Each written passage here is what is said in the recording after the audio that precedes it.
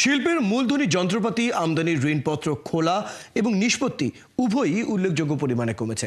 নতুন বিনিয়োগ কমে যাওয়ার কারণ বলছেন সংশ্লিষ্টরা। বাংলাদেশ ব্যাংকের তথ্য বলছে, চলতি ২০২৪ অর্থ বছরের প্রথম ৪ মাস অর্থাৎ জুলাই থেকে অক্টোবর সময়ে মূলধনী যন্ত্রপাতি আমদানির জন্য ঋণপত্র বা এলসি খোলা হয়েছে $৫৮ কোটি। ২০২৩ অর্থ বছরের একই সময় যার পরিমাণ ছিল প্রায় $৮৭ কোটি। এই হিসেবে এক বছরের ব্যবধানে ঋণপত্র খোলা কমেছে $২৯ কোটি বা ৩৩%। ঋণপত্র খোলা কমার পাশাপাশি কমেছে ঋণপত্র নিষ্পত্তির হারও। চলতি অর্থ বছরের জুলাই অক্টোবরে মূলধনী যন্ত্রপাতি আমদানির ঋণপত্র নিষ্পত্তি হয়েছে $৬৯ কোটি। গত অর্থ বছরের একই সময় যার পরিমাণ ছিল $৮৫ কোটি। সেই হিসেবে এক বছরের ব্যবধানে ঋণপত্র নিষ্পত্তি কমেছে $১৬ কোটি বা ১৯%।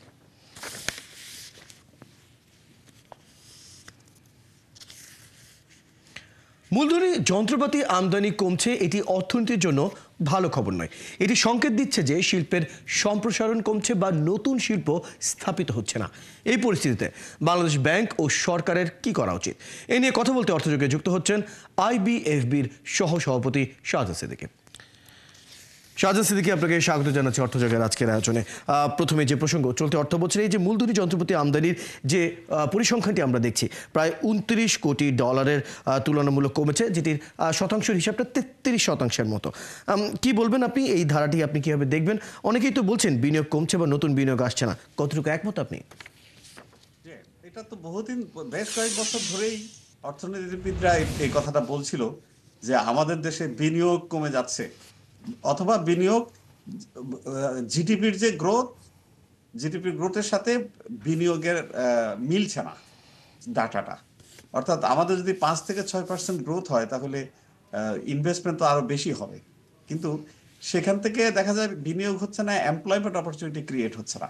এটা নিয়ে অনেক আলোচনা হয়েছে, কিন্তু এটা কারো পলিসি মেকারদের নজরে এটা আনা যায়নি। আর এখনকার পরিস্থিতি ডলার সংকটের পরে, ইউক্রেন ওয়ারের পরে, ডলার সংকটের পরে বড় বড় এলসি গুলোর ব্যাপারে নানা রকম রেস্ট্রিকশন, এলসি খোলার ব্যাপারে। আর তাছাড়া দেশে যখন একটা রাজনৈতিক আনসার্টেনিটি থাকে তখন বিনিয়োগকারীরা একটু স্লো যায়। অর্থাৎ সাধারণত এই ধরনের এলসি গুলো ডেফার করে দেয় একটা নিশ্চিত একটি ভালো সময়ের অপেক্ষায়। এই ধরনের একটা পরিস্থিতি সৃষ্টি হয়েছে বলে আমার ধারণা। এবং এটা অনিশ্চয়তা, নতুন সরকার আসা পর্যন্ত, একটি স্টেবল গভর্নমেন্ট আসা পর্যন্ত আমি মনে করি যে এটার খুব বেশি উন্নয়ন হবে বলে আমি মনে করি না। এরই মাঝখানে শাহজাদ সিদ্দিকী কি মনে করেন, এই আপাততকার যে অবস্থা আমরা দেখছি, সেই হিসেবে এখন বা এই পর্যায়ে যদি কিছু করতে হয় এই বিষয়টা নিয়ে বা সমাধানের দিকে যদি যেতে হয়, কার এবং কি পদক্ষেপ নেওয়া দরকার? প্রথমত যে এলসির উপরে যে রেস্ট্রিকশন, সেটা তুলে দিতে হবে। বড় বড় এলসি গুলো করতে পারছে না, যেমন সরকার গ্যাস প্রাইমারি ফুয়েলের এলসি করতে পারছে না বা পেমেন্ট দিতে পারছে না। আর প্রাইভেট এন্টারপ্রেনাররা যখন যায় ব্যাংকে, তাদেরকে একই প্রশ্নের উত্তর দিতে হয় যে আমাদের কাছে ডলার নেই, আমরা এত বড় এলসি করতে পারবো না। সবগুলি ব্যাংক, কতগুলি ব্যাংকের তো রেস্ট্রিকশনও ছিল, ওরা ছোট ছোট এলসি গুলো ডিসপোজ করছে, কিন্তু বড় এলসি গুলো করতে পারছে না। এইরকম একটা পরিস্থিতিতে এন্টারপ্রেনাররা একটু আনসার্টেনিটিতে ভোগে।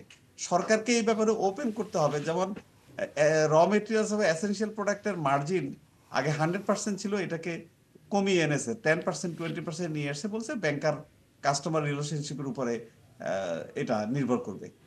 আরেকটা হচ্ছে যে এটা তো অনেক বড় কথা যে ব্যবসায়ীদের বা এন্টারপ্রেনারদের আস্থা অর্জন করতে হবে যে পলিসি বা যে আছে, এই পলিসিটা কন্টিনিউ করতে।